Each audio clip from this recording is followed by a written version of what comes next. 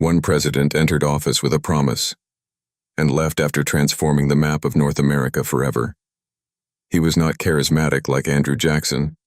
He was not beloved like George Washington. And many Americans today barely remember his name. But during just 4 years in office, James Knox Polk changed the destiny of the United States more dramatically than almost any president before him. He pushed America to the Pacific Ocean. He launched a controversial war with Mexico. He acquired California, New Mexico, Arizona, Nevada, Utah, and parts of Colorado and Wyoming. He lowered tariffs, rebuilt the treasury system, expanded American power, and accomplished every major goal he set before entering office. Then, exhausted and broken, he walked away from power. Only months later, he was dead. This is the story of James K. Polk, the president who doubled America.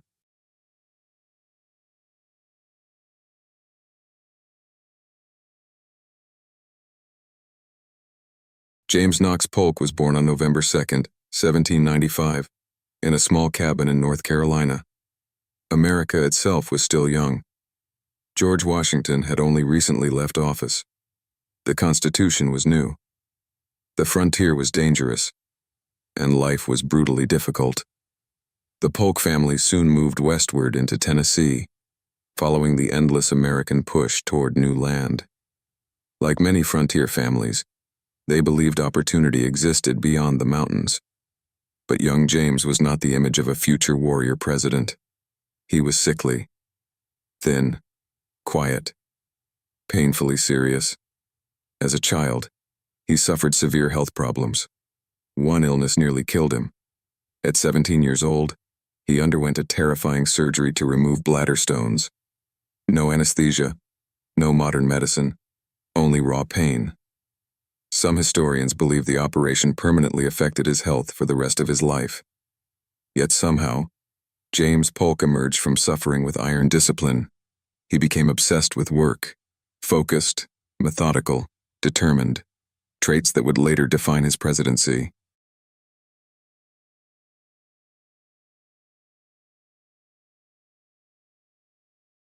Unlike many frontier politicians, James Polk valued education deeply. He attended the University of North Carolina. There, he excelled academically. He became one of the school's top students. Polk loved debate. Politics fascinated him. Government fascinated him. Power fascinated him. He admired rising Democratic leader, Andrew Jackson. Jackson represented strength, nationalism, expansion, and populist democracy. Polk would become one of Jackson's closest political allies. Some even called him Young Hickory. Jackson himself was known as Old Hickory. The nickname symbolized loyalty and toughness. After studying law, Polk entered politics quickly, and he rose fast.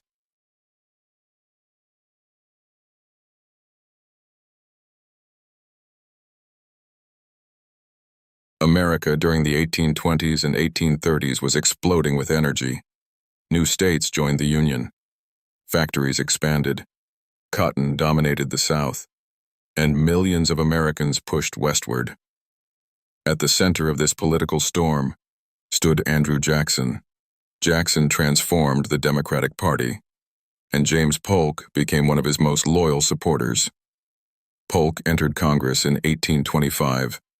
He quickly developed a reputation as a tireless worker, not flashy, not emotional, but extremely effective. He mastered legislative procedure. He built alliances carefully, and he defended Jackson aggressively, especially during the Bank War.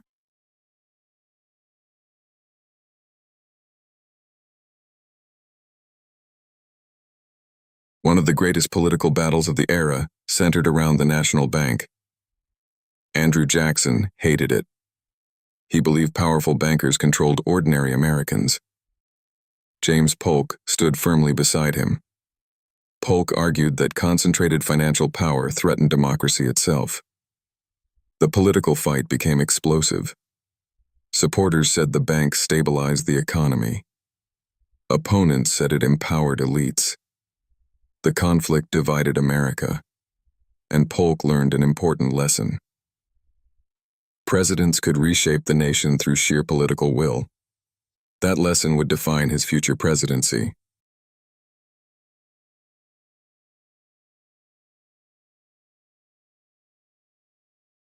In 1835, James K. Polk became Speaker of the House.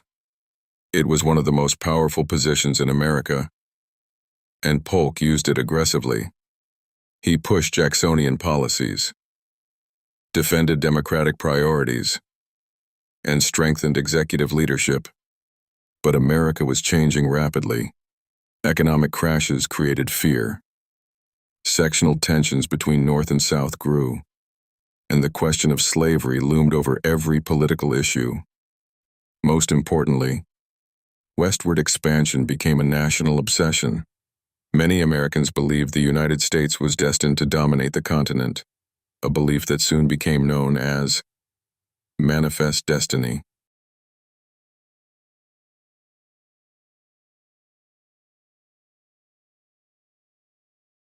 Manifest destiny was more than politics. It became an American ideology. Many citizens believed God intended the United States to spread from the Atlantic Ocean to the Pacific Ocean. Supporters saw expansion as freedom, opportunity, and national greatness. Critics saw conquest, violence, and the expansion of slavery. James Polk fully embraced manifest destiny, and once he became president, he would pursue it more aggressively than any leader before him.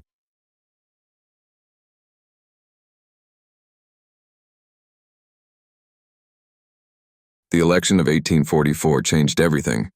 Former President Martin Van Buren hoped to regain power, but one issue destroyed his support: Texas.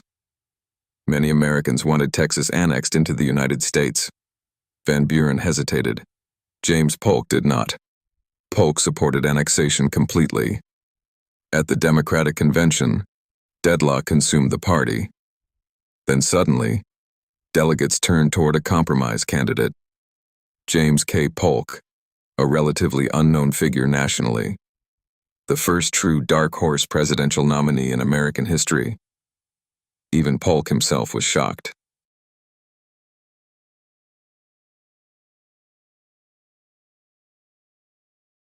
The election became a battle over America's future. Polk supported expansion, Texas annexation, Oregon expansion, and national growth. His opponent, Henry Clay, warned against reckless expansion and war. But Polk's message electrified voters. His campaign slogan became famous: 54-40 or fight, referring to disputed Oregon territory with Britain.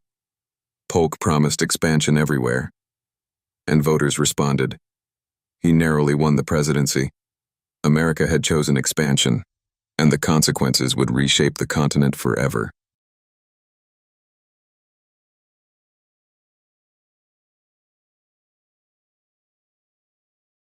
James K. Polk entered office in 1845 with extraordinary focus. Unlike many presidents, he entered office with a precise plan. He set 4 major goals: reduce tariffs, restore an independent treasury, acquire Oregon, acquire California and New Mexico. Remarkably, he achieved every single one, but the path would involve diplomacy, pressure, and war.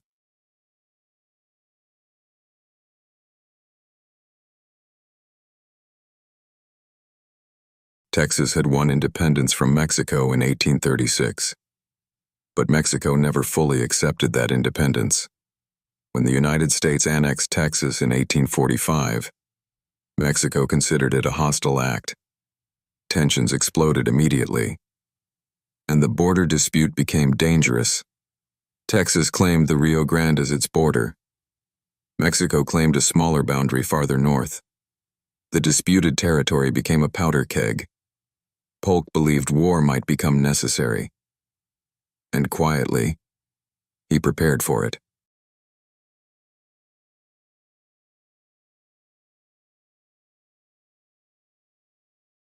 At the same time, America and Britain disputed ownership of Oregon country. The territory stretched across modern-day Oregon, Washington, Idaho, and parts of Canada. Some expansionists demanded total American control. War with Britain seemed possible, but Polk understood. America could not fight both Britain and Mexico simultaneously, so he compromised. The Oregon Treaty of 1846 established the 49th parallel boundary, avoiding war with Britain, and allowing Polk to focus entirely on Mexico.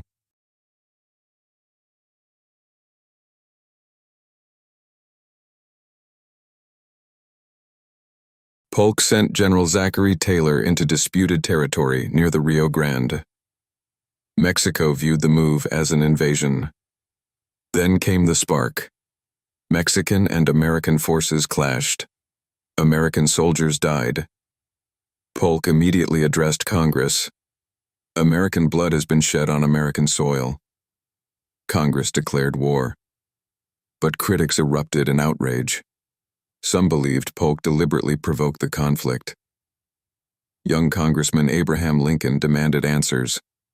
Did the blood truly fall on American soil or disputed territory? The war divided America deeply. But Polk remained determined.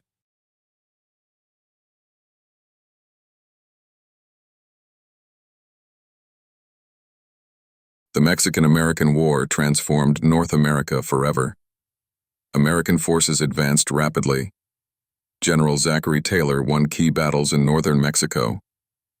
Meanwhile, General Winfield Scott launched one of the most daring campaigns in military history, an amphibious landing at Veracruz, then a march inland toward Mexico City. Battles raged across deserts, mountains, and fortified cities. Thousands died. Disease spread through camps, and the brutality of war shocked both nations.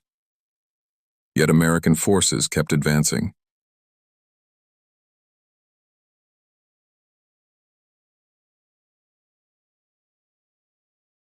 While fighting continued, American settlers in California launched the Bear Flag Revolt. U.S. naval forces seized coastal cities, and California rapidly fell under American control.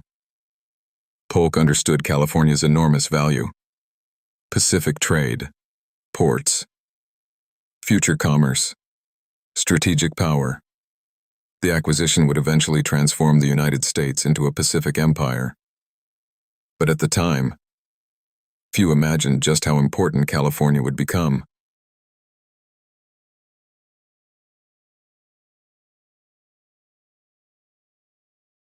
In September 1847, American troops entered Mexico City. The Mexican government collapsed. The war was effectively over, but victory came at enormous cost. Thousands of soldiers were dead. Political divisions intensified, and questions about slavery in newly acquired territories exploded immediately. Would slavery expand westward? The issue threatened to tear America apart. Polk had achieved military success, but he could not control the storm that followed.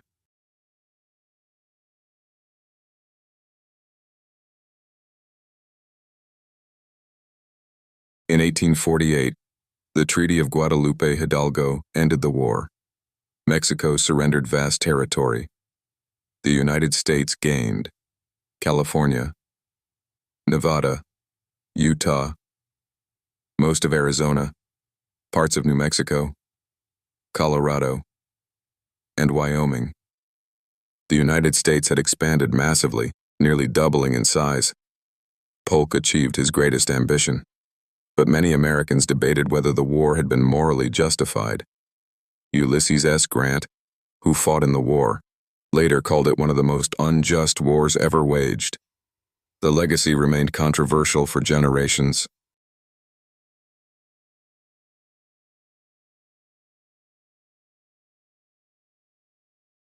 Just days before Polk left office, gold was discovered in California. At first, few believed the rumors. Then the truth exploded across the world. The California gold rush began. Hundreds of thousands rushed westward. Cities emerged overnight. Railroads expanded. The Pacific coast suddenly became central to America's future. Polk likely understood the significance immediately. His territorial acquisitions had changed history permanently.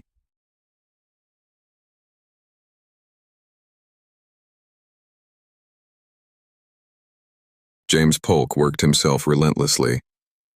He micromanaged nearly every aspect of government: cabinet meetings, military updates, diplomatic negotiations, economic policy. He rarely rested, rarely socialized, rarely relaxed. Some observers described him as cold, humorless, obsessed with duty. But even critics admitted his effectiveness. He may have been one of the hardest-working presidents in American history. The pressure slowly destroyed his health.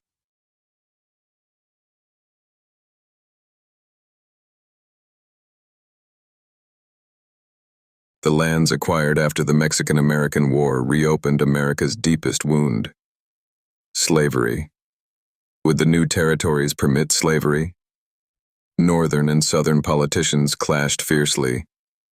The Wilmot Proviso attempted to ban slavery in territories gained from Mexico. The debate exploded, and sectional hatred intensified. Polk himself owned enslaved people. Like many Southern Democrats, he tried to avoid directly confronting the issue. But the expansion he achieved accelerated the tensions that would eventually lead to the Civil War.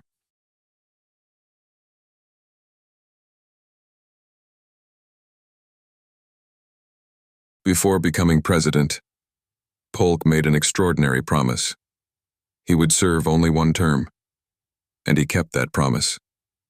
Exhausted physically and emotionally, he declined to run again. The Democratic Party turned elsewhere. Meanwhile, war hero Zachary Taylor rose to national fame. Polk prepared to leave office, but his body was failing. Years of relentless work had consumed him.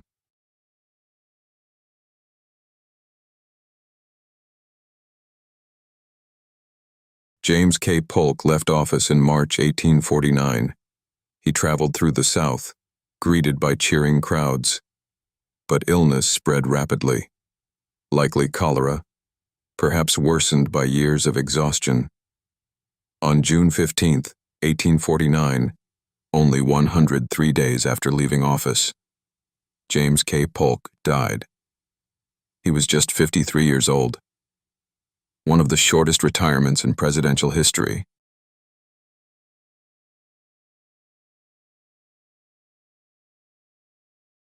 Historians continued debating James K. Polk. Some view him as one of America's greatest strategic presidents. Others condemn the Mexican-American War as aggressive expansionism.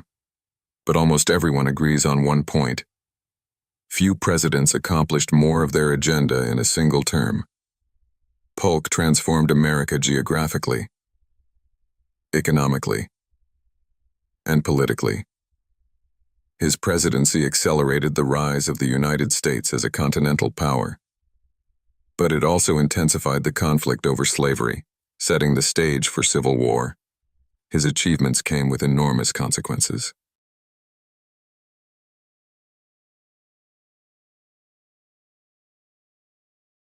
James K. Polk entered office with ambition, and left office having reshaped an entire continent. He acquired vast territories, expanded America to the Pacific Ocean, avoided war with Britain, won war against Mexico, and fulfilled every major promise he made. Yet his presidency also revealed the dangers of expansion. the costs of conquest, and the growing moral crisis inside America itself, Polk believed destiny favored the United States, and in many ways, history proved him right. But destiny always carries a price. And the lands Polk acquired would soon become battlefields in a far greater conflict, the Civil War. Still, the map of modern America bears the unmistakable mark of James K. Polk. A quiet man, a relentless worker, and the president who doubled America. From the forests of Tennessee to the shores of the Pacific Ocean, James K. Polk helped shape the America we know today. His presidency lasted only 4 years, but its impact lasted forever. History remembers conquerors, builders, and visionaries. James K. Polk was all three, and though many Americans may forget his name, they still live inside the nation he created. Thanks for watching. If you enjoyed this video, don't forget to hit that like button and subscribe to the channel for more content like this. Turn on the notification bell so you never miss an upload, and let me know your thoughts in the comments below. See you in the next video.